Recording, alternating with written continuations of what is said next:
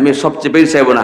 আজকের এই মাহফিলে একজন যুবক চাইব যে নিয়ত করবেন যে জীবনে অনেক বেলেট ছয়ছি আমার রসুলের সুন্নতের মধ্যে, আর জীবনে এই কাজ করব না। একজন যুবক দাঁড়ান, একজন যুবক দাঁড়ান, রসুলের আদর্শ প্রেমিক একজন যুবক দাঁড়ান, হুজুর আমি নিয়ত করলাম আর জিন্দেগিতে কোনোদিন রসুলের সুন্নাহর মধ্যে আঘাত করব না।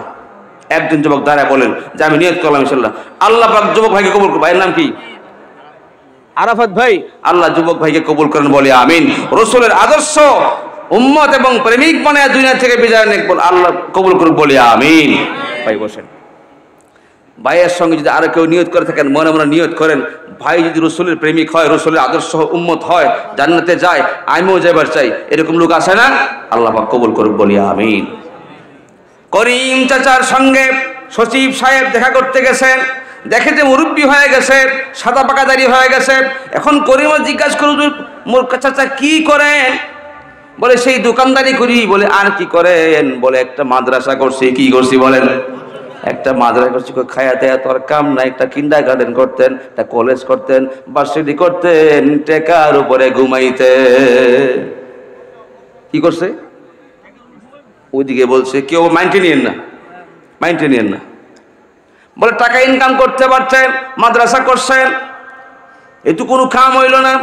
এমন কাম করছে মানুষের কাছ থেকে ছায়া আনতে হবে, নিজের পকেট থেকে দেওয়া লাগবে, মাঝে মধ্যে না খায়া থাকা লাগবে।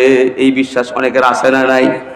কিন্তু আজকের এই পর্যন্ত চ্যালেঞ্জ করে বলি, মাদ্রাসায় শিক্ষা অর্জন করে যারা আলেম হয়েছেন, মসজিদের ইমাম হয়েছেন, মাদ্রাসার মুদাররিস হয়েছেন, মুহতামিম সাহেব হয়েছেন, বক্তা হয়েছেন, আলোচক হয়েছেন, তাদের খানা কম না বেশি?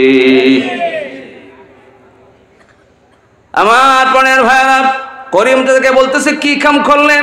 মাদ্রাসা মানুষে করে, নিজের টাকা দেওয়া লাগবো, মানুষের কাছ থেকে কালেকশন করে না মানুষ চালান লাগবো। কিন্ডার গার্ডেন করলে তো টাকার উপরে ঘুমাইতে পারতেন, টেনশন থাকতো না, আর অনেক কিছু পাইতেন। এখন করিম চাচা কয় আল্লাহর কোরআন সত্য, নবীর হাদিস সত্য, আমি যা করছি ভালোই করেছি। এখন সচিব সাহেব কয় ঠকছেন তো কইবেনি তো, টাকা তো ফাইলেন না, এখন তো কইবেনি তো। করিম চাচা তো পড়ছে বিপদের মধ্যে। হাইরি, এত শিক্ষিত মানুষ, তার তো ফেস অনেক, আমার তো ফেস নাই, আমি কি দিয়ে তার কাছ থেকে ছুটি? ঠিক ওই মুহূর্তে মক্তব ছুটি হয়েছে, হেফজাখানার ছাত্ররা কোরআন শরীফ বুকে নিয়ে বাড়ি যায়। করিম হাক মারানো, হাবের দিকে আসো, বিপদে পড়ছি, আমার এই বিপদ থেকে উদ্ধার করো। চাচা কি বিপদ? বলে সচিব সাহেব বলতেছেন মাদ্রাসা করে নাকি ভুল করছি, এবার তাদের জবাব দাও। ছাত্ররা বলে হুজুর কি বলেন আপনি, আপনার কি প্রশ্ন আছে বলেন, আমরা কোরআন বুকে ধারণ করি, যেই প্রশ্ন করবেন ওটা করে উত্তর দেয়া দিব। ছোট্ট বাচ্চা। এখন সচিব সাহেব চিন্তা করে ছোট ছোট ফুলা, মানে এগুলো কি কমু, কথা বললে শিক্ষকদের সাথে বলতে হবে, মুহতামিম সাহেব শিক্ষক ওনার সাথে কথা বলতে হবে, ছোট বাচ্চার সঙ্গে কে বলবো? ছোট বাচ্চাও যে এরকম ভালো জুরি মহিষের মতো, এটা তো সচিব সাহেব জানে না। স্যার আপনি কি প্রশ্ন করবেন করেন, কারণ কোরআন মহাবিশ্বের মহাবিশ্বয়, কোরআন সমস্ত জ্ঞানের ভান্ডার।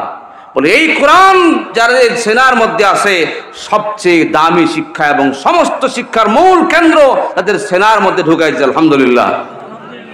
হাফেজ ছাত্র বলতেছে সচিব সাহেব কি প্রশ্ন করবেন বলেন। বলে তোমরা তো জীববিজ্ঞান পড়ো নাই, কৃষি পড়ো নাই, অঙ্ক পড়ো নাই, ইংরেজি পড়ো নাই, ভূগোল পড়ো নাই, ইতিহাস পড়ো নাই, তুমি আর কি জিজ্ঞেস করবো? সোজা কথা একটা যোগ বিয়োগ অঙ্ক জিগাই, বলেন। বলো আচ্ছা বলো দেখি, এই যে মাদ্রাসার পাশে একটা গর্ত করছে, পুকুর করছে, এই পুকুরে কি পরিমাণ পানি? এই পুকুরে কি পরিমাণ পানি আছে বলো দেখি। বলে এই পুকুরে তুই 1 বালতি পানি আছে। কয় বালতি পানি? কয় বালতি পানি? ওই 1 বালতি পানি আছে। কেমনে কইলা, মাপলা না, কিছু করলা না, কেমনে করলে 1 বালতি? বলে এই পুকুরের সমান বড় যদি একটা বালতি হয়, তাই কয় বালতি হয়? কয় 1 বালতি। 1 বালতি পানি। সচিব সাহেব ধরা খেয়ে গেছে, সব বর্ণনা করছে, আসলে তো সত্য কথা। এই পুকুরের সমান যদি 1 বালতি হয়, তাহলে পানি কি 1 বালতি? আচ্ছা কইছে দেওয়া তো, ওই যে পাখি উঠতেছে, পাখি আকাশে পাখি ওরে, উড়ন্ত পাখি, এটা কি কেউ হিসাব করে ছাড়ছে? কয়টা পাখি আছে? 10টা পাখি আছে। কয়টা পাখি? 10টা পাখি আছে। তুমি কইলেই হইল, আপনি গুনেন। তুমি কেমনি 10টা পাখি দুটা বাড়া এখানে? বাকি 2টা মেহমান দাওয়াত খাইতে আসছে। আগের 10টা ছিল, পরে 2টা কি মেহমান এসে। সচিব সাহেব কয়, হ্যাঁ ফাঁকনামি তো ভালোই করছেন, টেকনিক করে আমার ঠকাইছেন। এবার কোন দিহি আমনে আমি যেন খাড়া আছি জমিনের মধ্যে, এটা জমিনের কোন জায়গা? আপনি আমি যে জায়গার মধ্যে খাড়া আছি, বসা আছি, এই জায়গাটা পৃথিবীর কোন জায়গা? এটা মধ্যখান। এটা কোন খান? উত্তর খান না, এটা কোন খান? এটা মধ্যখান। কি কন? উত্তর দক্ষিণ পূর্ব পশ্চিম মাপ জুপ না কইরা কইলে এখানে এটা মধ্যখান। কইতে আমনে কন এটা কি সম্ভব? এটা কি সম্ভব? যদি সম্ভব না হয় তাহলে মেনে নেন এটাই কি পৃথিবীর মধ্যখান।